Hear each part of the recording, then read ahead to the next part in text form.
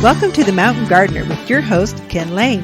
Gardening can be challenging, but with Ken's tips, tricks, and local advice, you'll reap huge rewards. Now welcome your host, Ken Lane.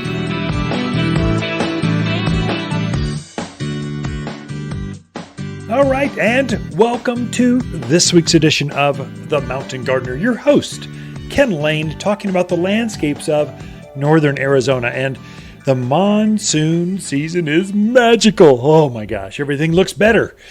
You poor folks got hit. Some of you got hit by hail. There was like a funnel cloud out by the airport. The rest of us just got rain. And so that's one thing we live in fear in here at the garden center. We'll hail hit the plants at the garden center. So we've got these glass structures, and you think that's to help with the winter temperature, but no, it's here to keep the hail off of the plants. Oh, well, it's got some shade structures that are up there that keeps the plants cool, but really the shade is there for the people.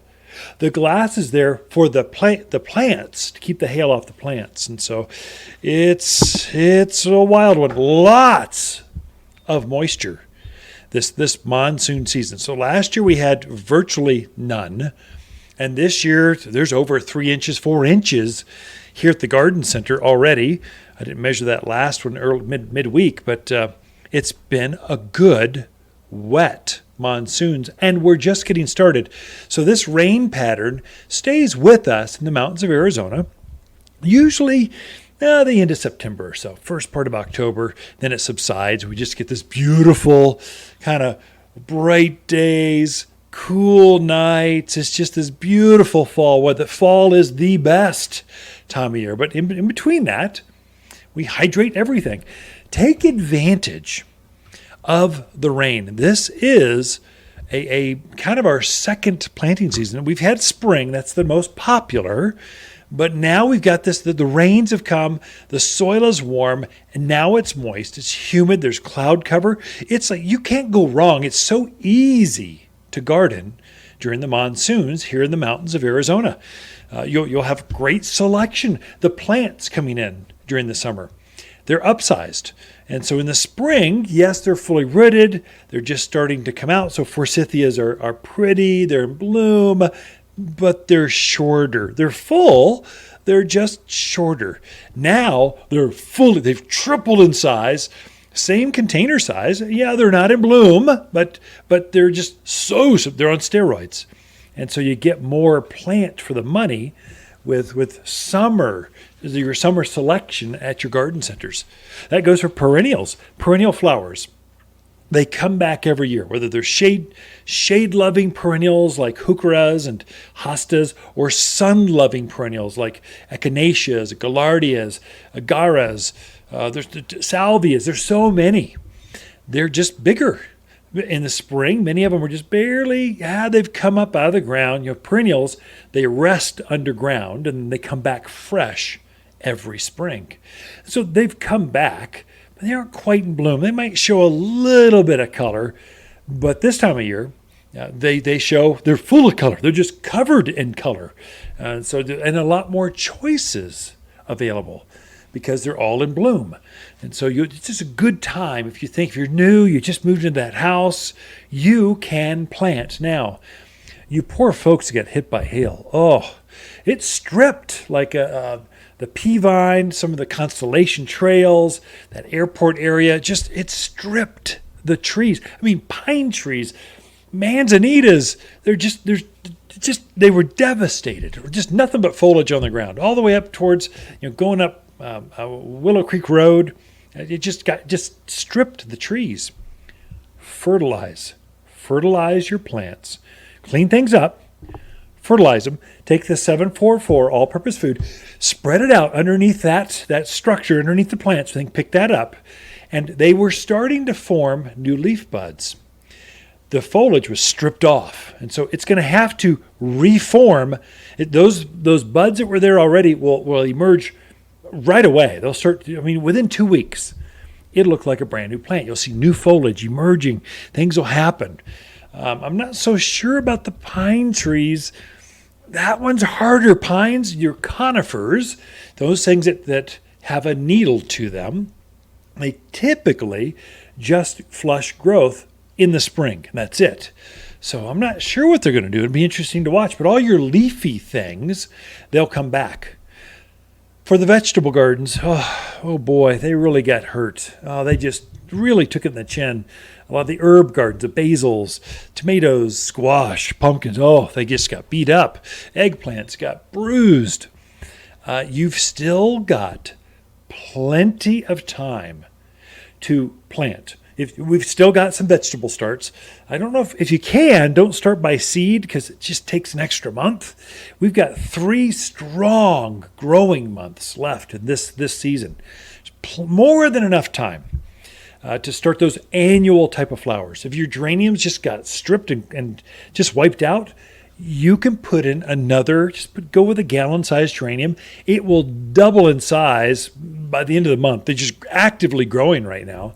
So you've still got time. You could replace those and still have tomatoes. You still get eggplants, still get peppers off those plants.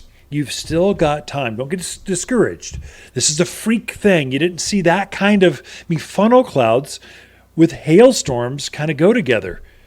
And that's like Oklahoma stuff. You don't see that. It's so rare. And so you're more than likely, knock on wood, where's wood? Here's the desk. You're not going to see that again, hopefully, here in the mountains. So you might get a thunder cell that throws down a lot of rain at you. You could see some more hail, but it's not going to be that golf ball size stuff. That's just so freaky. It looked like the ground had been snowed on for a while.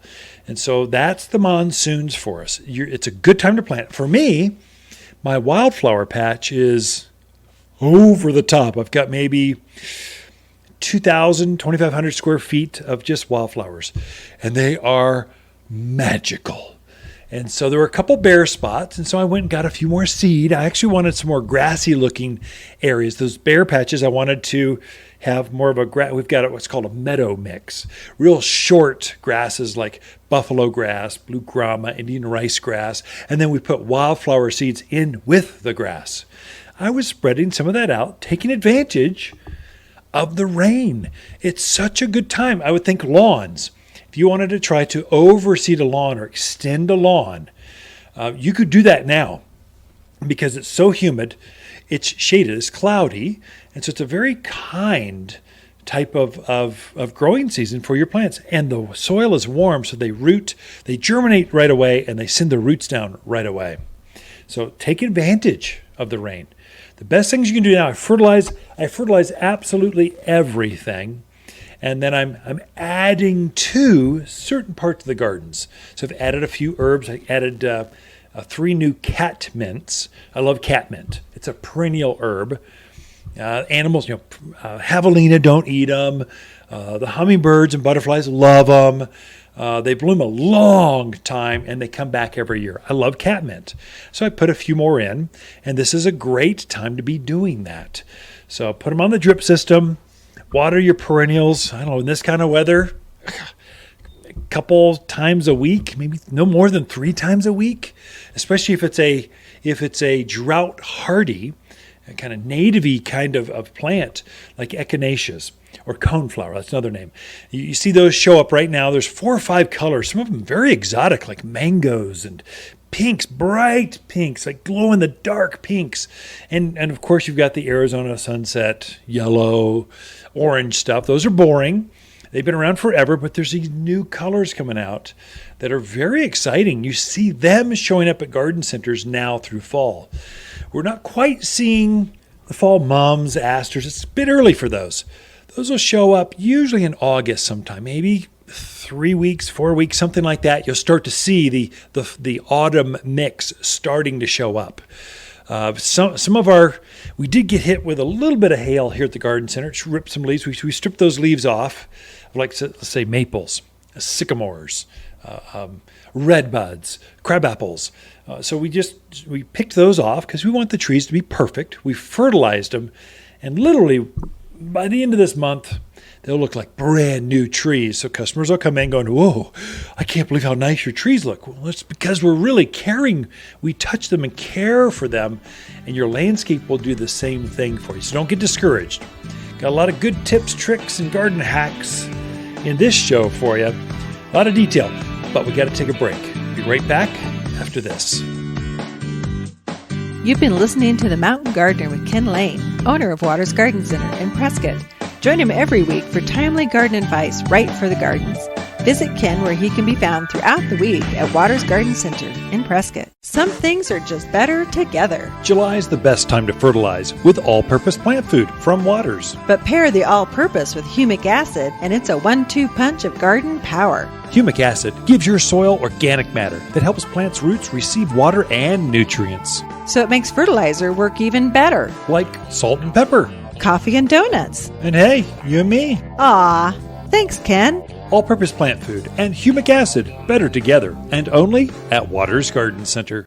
Waters Garden companion plants for July are hibiscus, maple, crepe myrtle, and purple verbena. Purple verbena is mountain famous for gorgeous summer-long flowers held over compact green foliage. This purple bloomer loves bright gardens, summer heat, and grows best in poor soils with less water. Go ahead and abuse this bloomer. You can't kill it. The perfect native perennial for easy summer long flowers. You'll only find the toughest verbena here at Waters Garden Center, 1815 Iron Springs Road in Prescott. You've been listening to Ken Lane, the Mountain Gardener. Green thumbs learned while working in the Family Garden Center. Now welcome back to the Mountain Gardener.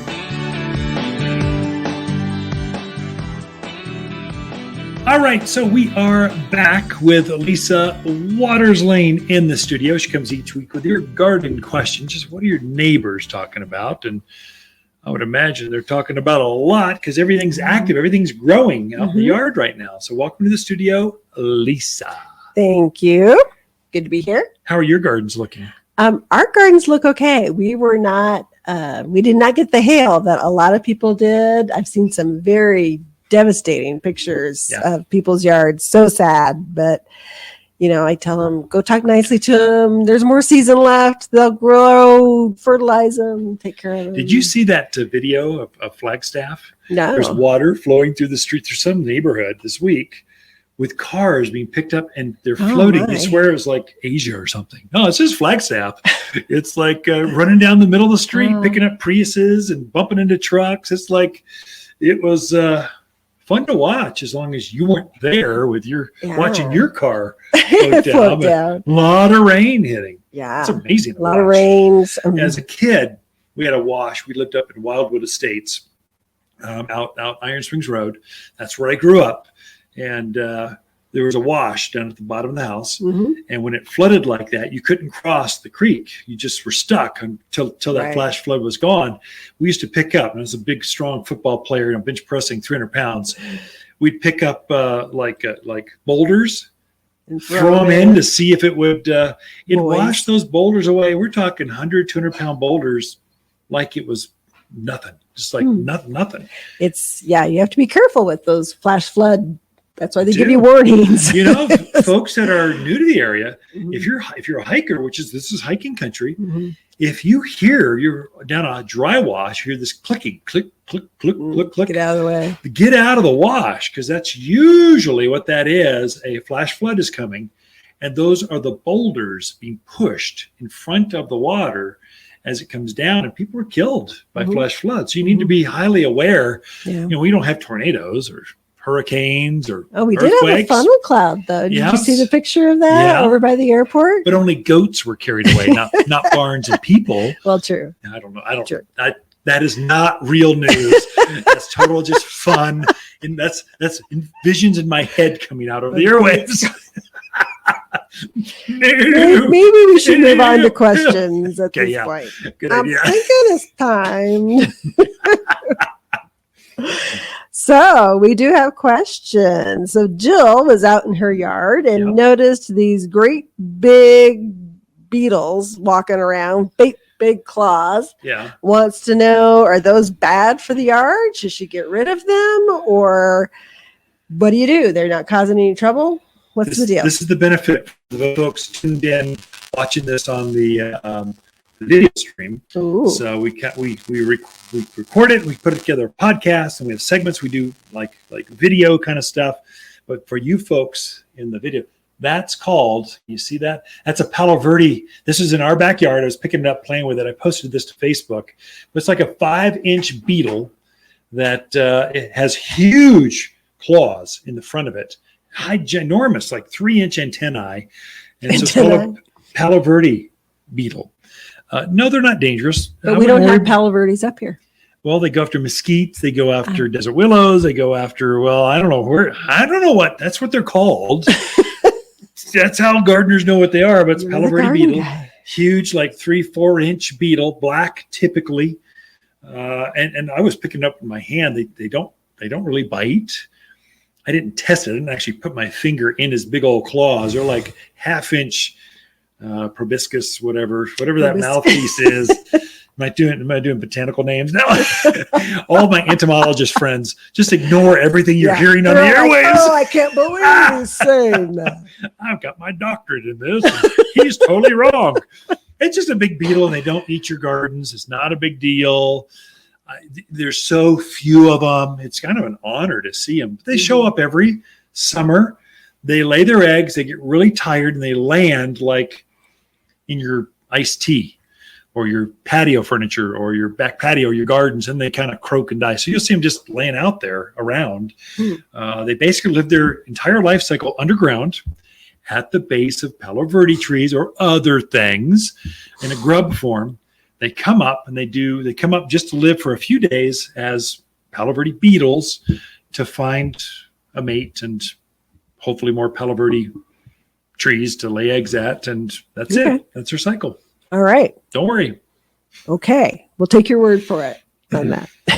So Connie has a retaining wall. She wants to soften the edge by growing something over it, but she doesn't want a vine per se. Okay. She wants something sturdier than that. Okay, easy. So looking for recommendations. How about a vine? Yeah, maybe not. I mean, vines can work that way, but probably number one, perennial, kind of a weed, but vinca or periwinkle. I don't like introducing that into my gardens because they're so aggressive. I prefer using things like rosemary. There's a creeping rosemary. It lasts aggressive, very pretty, evergreen. It's got blue flowers, very fragrant. Animals don't eat it. That's a great one. Cotonie aster, creeping junipers. There's a lot of shrubs. In fact, we've got an entire section here at the garden center. We curate all the shrubs. There's one section that's knee high and below. Look at that entire section. They're all good for this kind of stuff. Then you've got hip high and below, so that kind of medium size. Then it's head high and above, the screening kind of stuff. So we kind of curate. We put all the evergreens and bloomers, all of them together. They're all companion plants, and they'll just grow this high because we find that people buy them for their size, not so much their, whatever. Another one you might look at are roses. Like carpet roses. The carpet roses. Very pretty, going over the edge. There's a lot of choices. If it's more shaded area, heucheras are very pretty, or coral bells is another name. So there's a lot of choice. That's one. Come in, bring a picture of the wall. Take a quick measurement because we can't tell how long it is. But if you took a quick measurement, took a picture, we go help you design that and soften that wall up. I totally get it. It looks kind of sterile or too dry. It needs some living, breathing plants to soften up that wall's edge so it looks more natural. Yep. Agree. Good. Okay. So our next question is from Terry. She's going to be putting in a small lawn. Okay. Wants to know, should she till gypsum into the soil to help with compaction? Yeah. So gypsum, let's explain what gypsum is. This is kind of a myth that goes out there. You hear it all the time. If you read the bag, so gypsum is calcium sulfate. If you read the bag, it says liquefies rock. It doesn't do that. What happens is our water is so hard, as you're watering, it fills up the pockets inside the soil with basically hard water, minerals, calcium. And so what gypsum does, it helps to flush the soil out. So as it clogs up, it helps flush all the minerals out. So it helps the plants to breathe, to root out better. That's truly how you use it. It cannot hurt to add gypsum to a lawn area, especially if it's draining. Seedlings, they like to breathe. They're looking to die. So if they get too dry, they die. If they get too wet, they die. And so the calcium sulfate or gypsum can help with that. More importantly, add organic matter. Add compost, mulch. That's much more valuable than gypsum. So I would say add a 2 to 3 inch layer of compost and then till that to 1 shovel's depth or 1 rototiller depth. Add some gypsum in there if you want, but mainly do that. And then add, here's the real secret for lawns, add humic, Humic, humic. Humic it's humic acid. It helps seedlings to get more established roots. That is the best thing you can do. More compost and more humic. And then I would, at the same time, while you're doing this, while you're prepping, while you're making this soil bed like over the top, ready to go, if you could add some fertilizer on top of it. So I would add 744 all-purpose food. It's real nice, organic. The cottonseed meal in that will make it just root deep, root strong. A weed will not even think about wanting to grow in there because the grass will be so thick. So all-purpose food, humic, and mulch tilled to 1 shovel's depth. Then put that seed bed on there.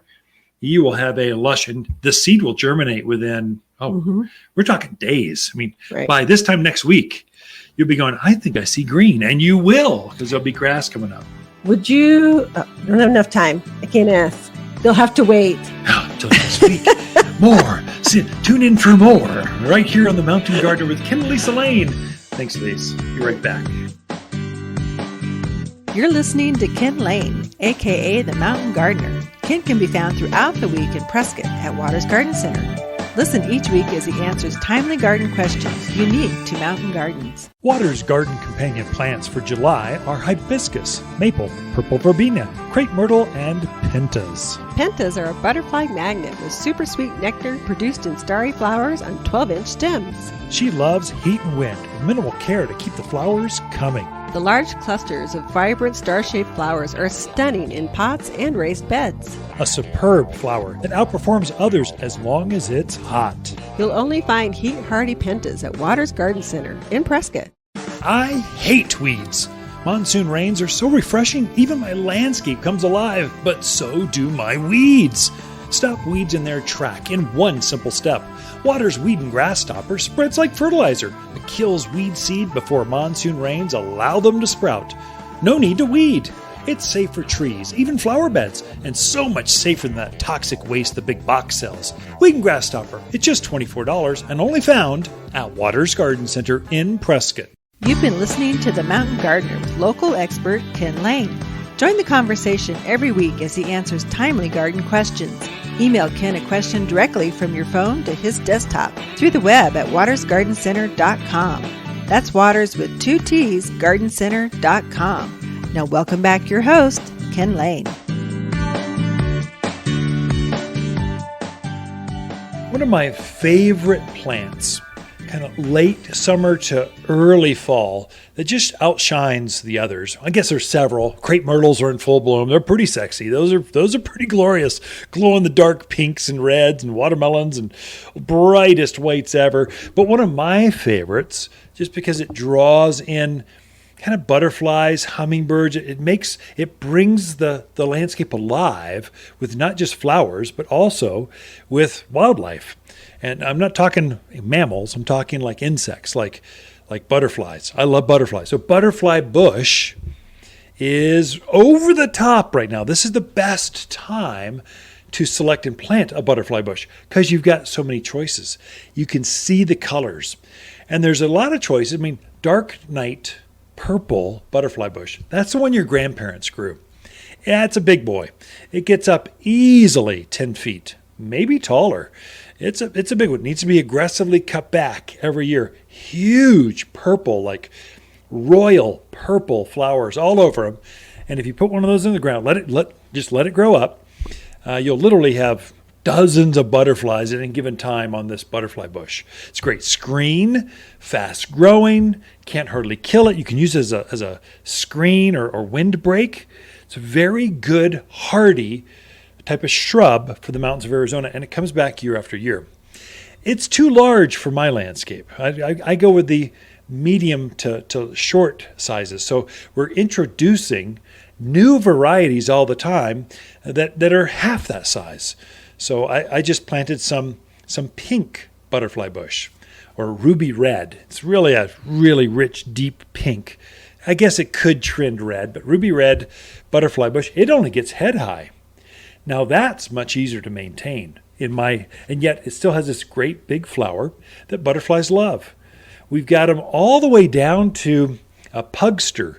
That's a new variety of butterfly bush. It only gets knee high, but that same big flower to it. There's new introductions of more ball shaped with smaller flowers, but more of them that are being introduced. Brighter colors. You've got whites and yellows and reds and purples and pinks. Lots of colors of butterfly bush, but we're on the migratory path for a lot of these butterflies. And so why not attract them into your gardens and have them just be there? It's kind of like garden fairies floating around your flowers. Zinnias, they love zinnias. They do actually like Rose of Sharon's and Crepe Myrtles. And there's a lot of summer blooming plants you can put in the ground. And this is the best time to plant them. Your summer plants prefer being planted while the soil is warm. They don't like spring planting. In fact, you can't find a crepe myrtle here at Waters Garden Center, at least.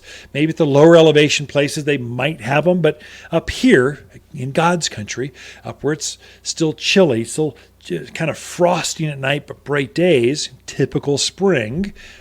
Here we'll carry the lilacs. They like spring. Forsythia, flowering quince, they like spring planting. Even roses, they like spring planting.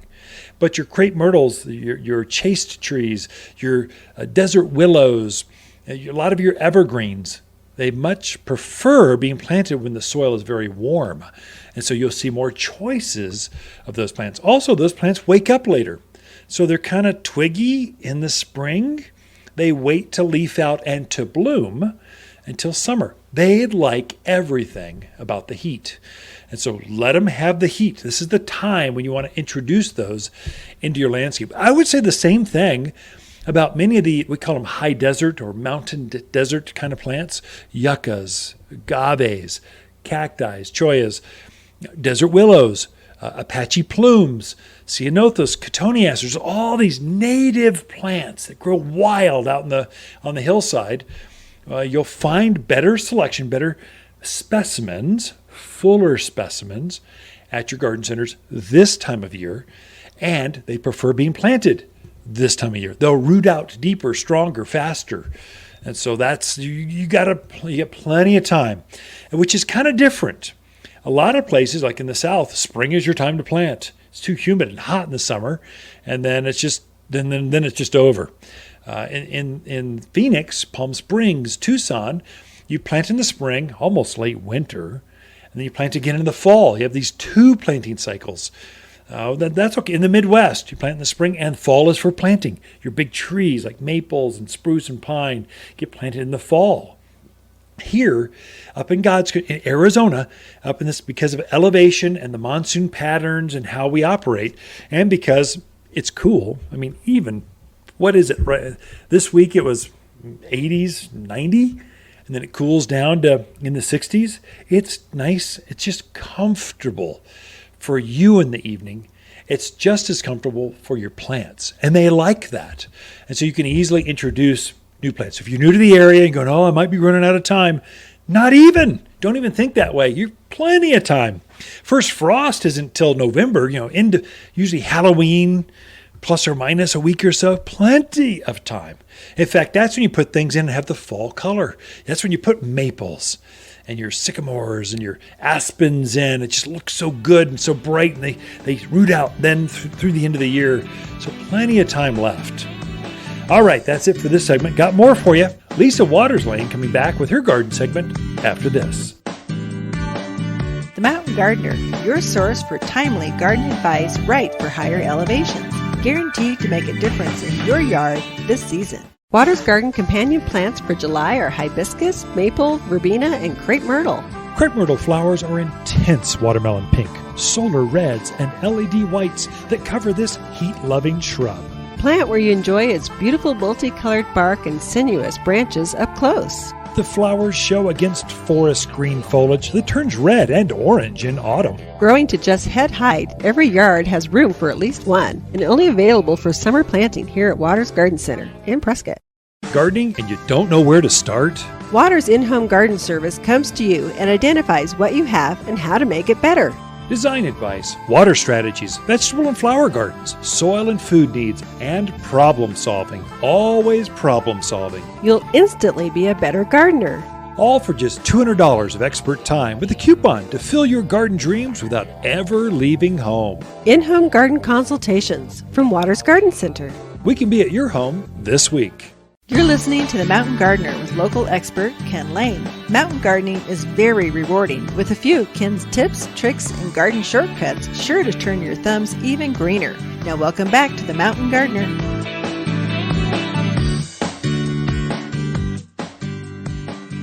All right, so Ken and Lisa Lane here, the Mountain Gardeners, and Lisa takes this entire segment, and I bite my tongue.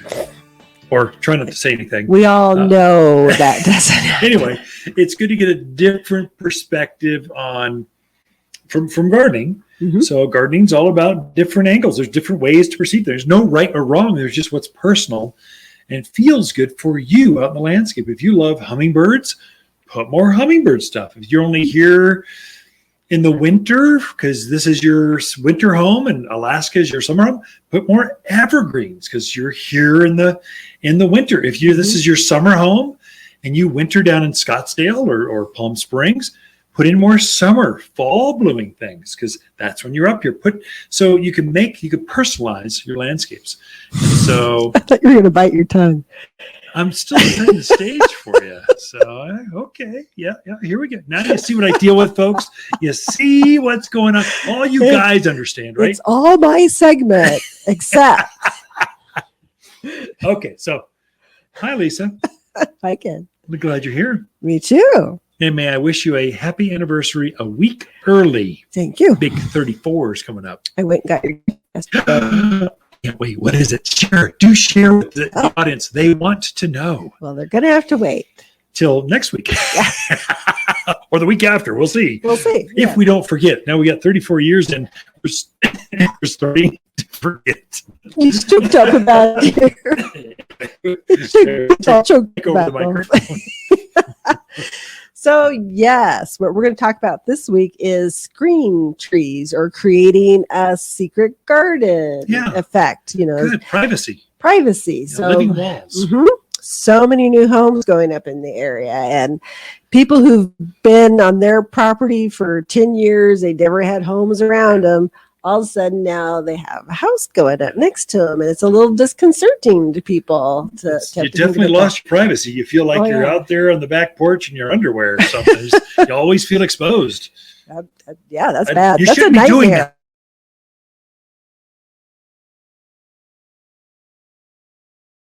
So it's not. So screens are hugely important. They're becoming more important as the more homes that we get. Some people have moved into a home with already established with homes around them, but they want to create a nice environment because they really love spending time outside. So creating that secret garden means blocking off people's eyeballs on you all the time. So there's, depending upon the space that you're trying to fill, height, width, size, there's a lot of different things you can use, different textures, different looks. And I always encourage people, don't go with a wall. Don't go with a wall of 20 photinia. Okay.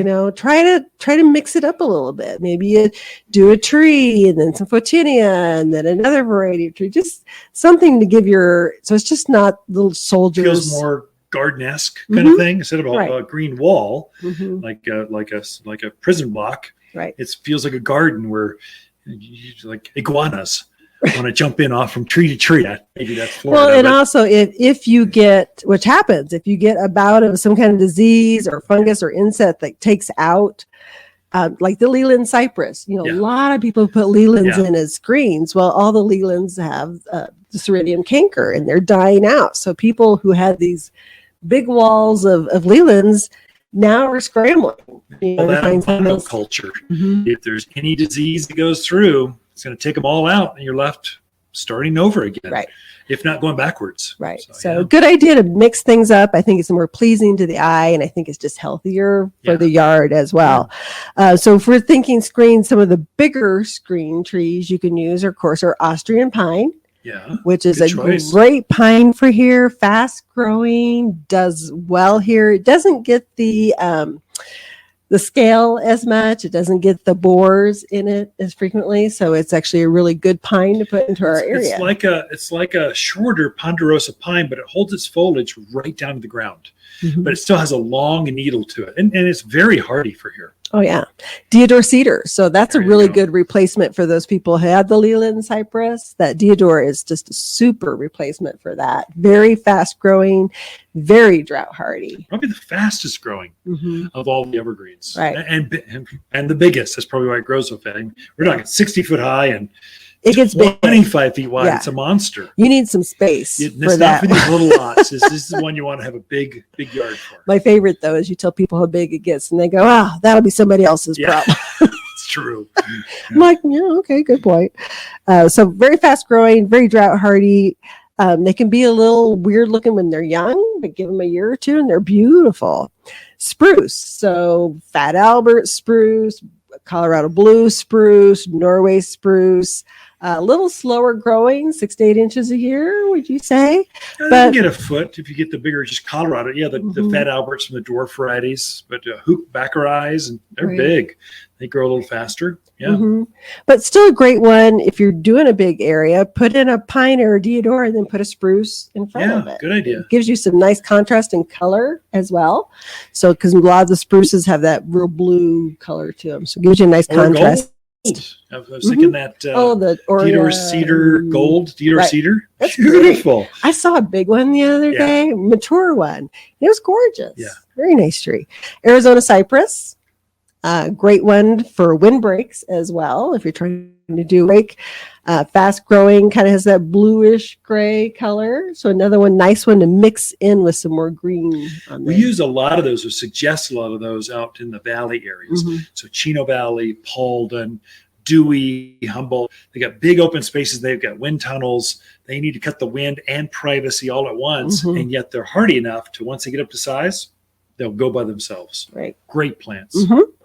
So then we get into some of the leafier screen trees, and these, there again, mix them in with your evergreen, your spruce and your Austrian pines. Photinia, probably the number one seller, fast growing. It is really, really pretty when it's putting on that new growth. That red, the new growth is always a bright red color. So red-tipped Photinia. Red-tipped Photinia. So it is a pretty screen. What's shrub. That new variety that just came? We started carrying it. Red Dynamo. Red Dynamo Photinia. If you're going to plant one, plant that. It's super red, thicker, easier, and it's supposed to be less disease prone to stuff. So Red Dynamo, a red tip Photinia. Right. Cotoneaster. So the red clusterberry Cotoneaster is a real pretty one. We used it out in Skull Valley when we lived out in Skull Valley. Real pretty kind of vase shape to it, fan shaped. Little white flower clusters in the spring with red berries in the fall that are not poisonous. Yeah. The birds like them. And very animal resistant. Very much. So a good one if you've got deer, bunnies, those kind of critters. How is that different from pyracantha? Everyone's used that Victory pyracantha, the great big, has berries, evergreen, that kind of stuff. What's the difference? Doesn't have thorns. Thorns. I guess that's, yeah. What's a common name to that? Thorn? Victory? Yeah. Anyway. Well, there's Victory. There's lots of pyracantha. So, yeah, Cotoneaster. It also gets a real pretty kind of fall color, winter color, kind of gets a bronzy look to it. Silverberry, the Elaeagnus. We have that in front of our house. Yeah. Very drought hardy. Oh my gosh. Very, very drought hardy. Care for it. We curse at it, kick dirt at it. Still grows. It's great. It's a super native plant. Yeah. The one we have is the variegated yellow green. Really pretty out front. Gives a nice color to the front of our house, which is gray. So it gives it nice color.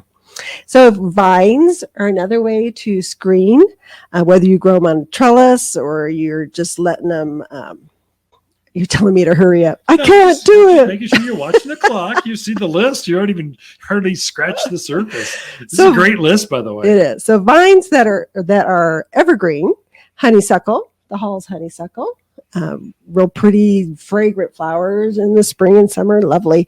Ladybanks Rose. So this is a rose that's evergreen, plus it doesn't have thorns. Yeah. But it only blooms one time in the spring, but it is gorgeous. Also called the Tucson rose. Tombstone. Tombstone, yeah. What'd I say? Tucson. Never, yeah. Tombstone. Yeah. Don't listen to what I say, listen to what I do. And we're out of time, so okay. We'll stop with that. Great list of privacy screens. If you need help, take a picture, bring a sample, a measurement. We can help you design privacy screens. By next spring, it'll flush new growth and you'll feel isolated in your own backyard. Ken and Lisa Lane and the Mountain Gardeners. Be right back. Look for more tips, tricks, and garden shortcuts through Ken's website. Podcast the show, read his weekly garden column, or follow him on Facebook and Instagram at watersgardencenter.com. That's Waters with 2 T's, gardencenter.com. Waters Garden Companion plants for July are maple, verbena, crepe myrtle, and rose of Sharon hibiscus. Rose of Sharon is a mountain hardy hibiscus with anemone-like blooms. Each stem of this hardy hibiscus is packed with buds. She makes a beautiful informal hedge or screen and is easily trained into small trees. Available Prescott colors show in blue, purple, white, red, and pink for years of enjoyment. You'll find breathtaking hibiscus here at Waters Garden Center, 1815 Iron Springs Road in Prescott.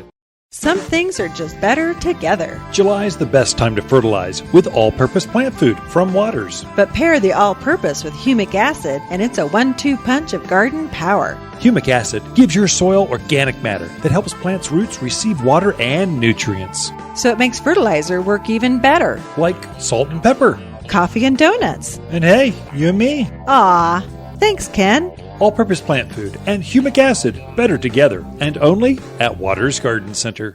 Welcome to the Mountain Gardener with Ken Lane. Gardening in the mountains is different. Listen to Ken's tips, tricks, and garden shortcuts guaranteed to make your gardens more beautiful than ever this year. Now for better advice that works locally, welcome your host, Ken Lane.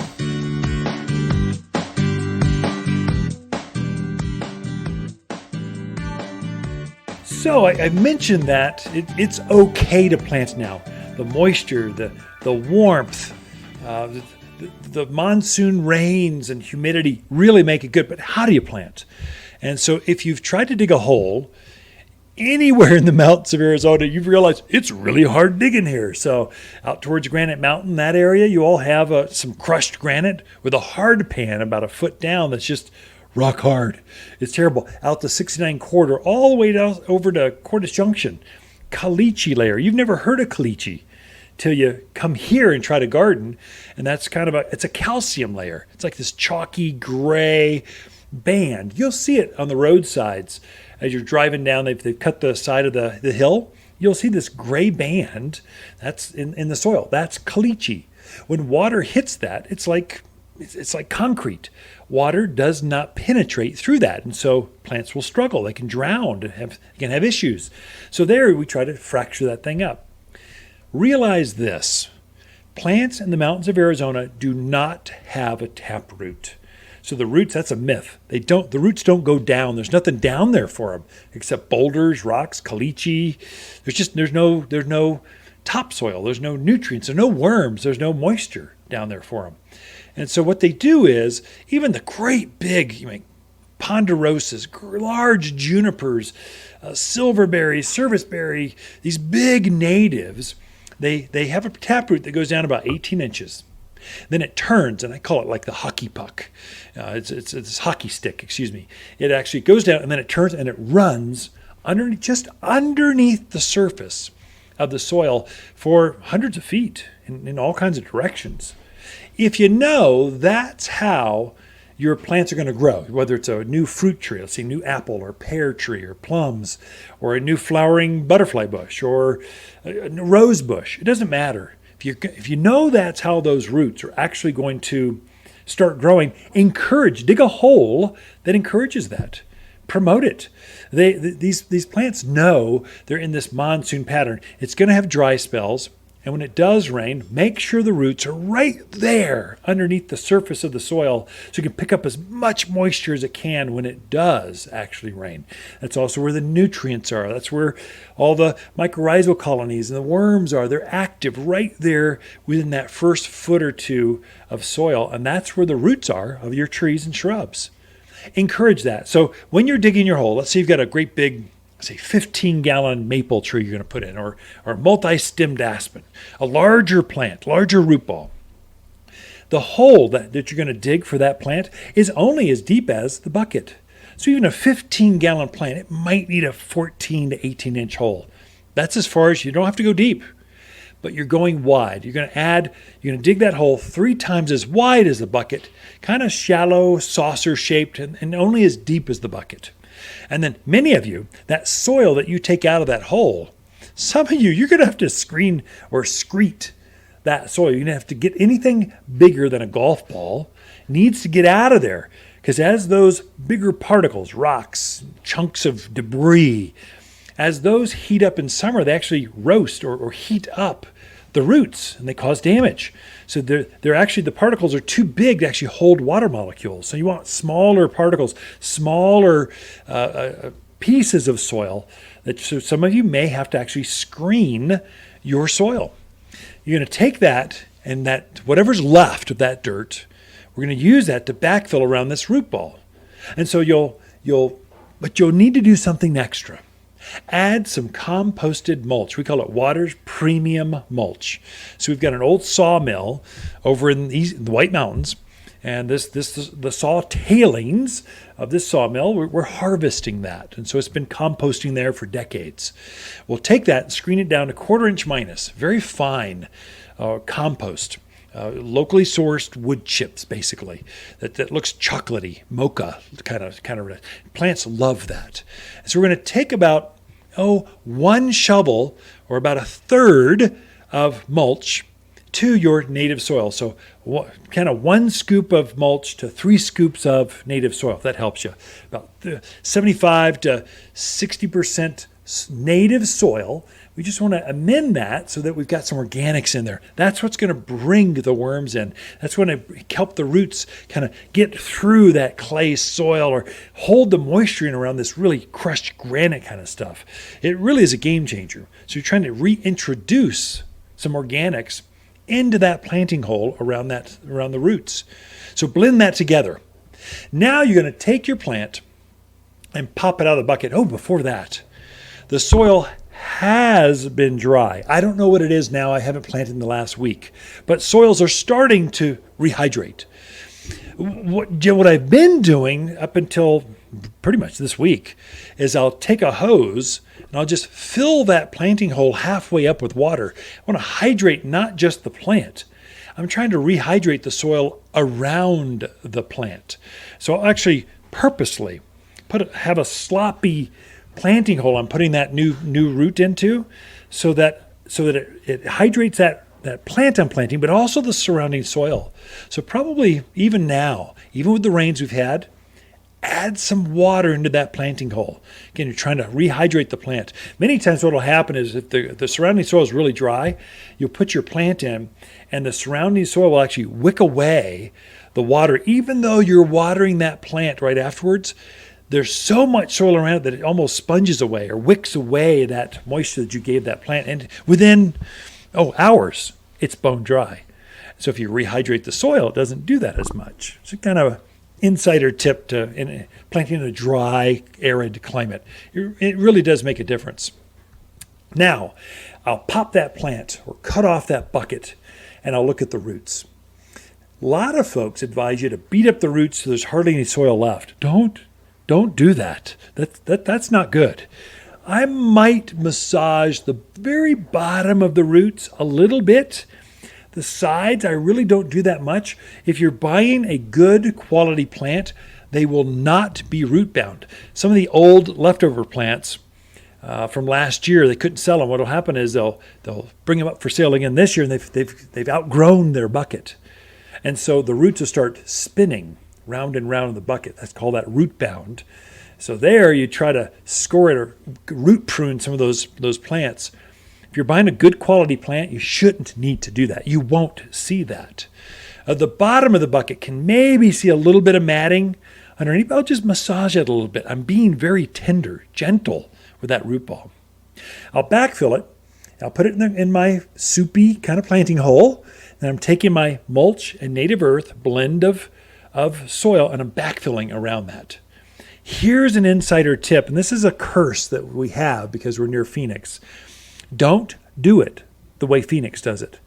You don't want to have your plant in a divot. We're not trying to rain harvest.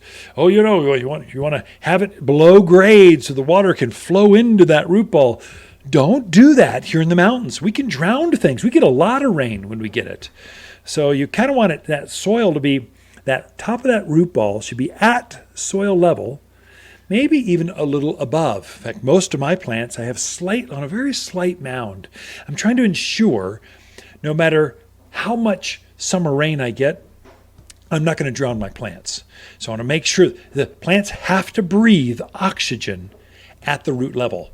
If you fill all those air pockets up with water molecules, the plant will root rot. It's what we call crown rot. It's a terrible, slow, painful, stinky death. It literally rots. The roots rot off. But at soil level, or even a little above, you're backfilling that mulch and native soil, and then from there you put your irrigation, your drip irrigation, or you put your water well around that. Watered in really good. And then that last watering, I'm going to add some root and grow. There's a compost tea we make here called root and grow. You add that to your watering can and you water that plant in. And what it does, it stabilizes the plant. This is like root shock. I mean, it just really goes into shock when you put this new plant in the ground. This helps it to stabilize. And then I'll take a handful of all-purpose plant food. It's a 744 natural plant food. I'll sprinkle a good generous dose of that around the roots. The root and grow stabilizes it, gets it to start rooting out.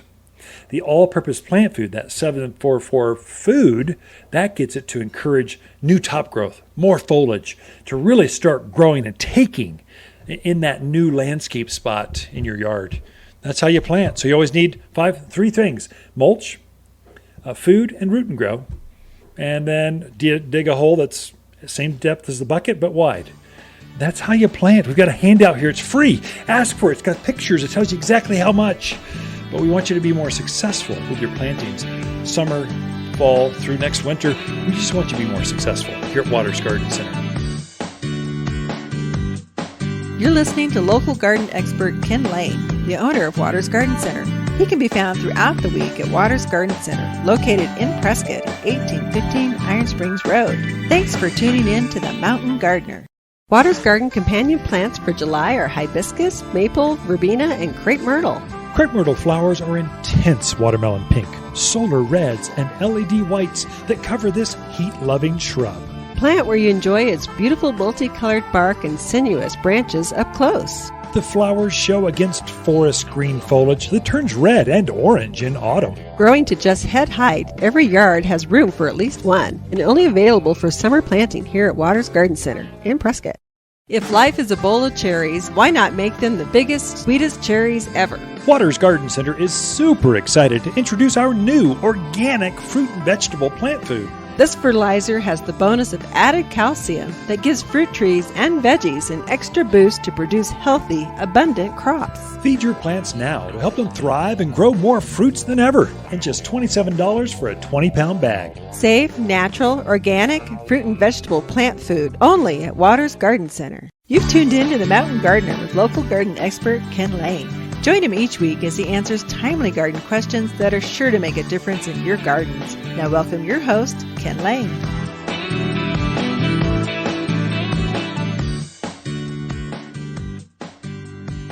Now, part of the reason that a lot of folks will build a shade cover over like their tomatoes, peppers, squash, over the gardens is to keep the sun off. That's first and foremost through June.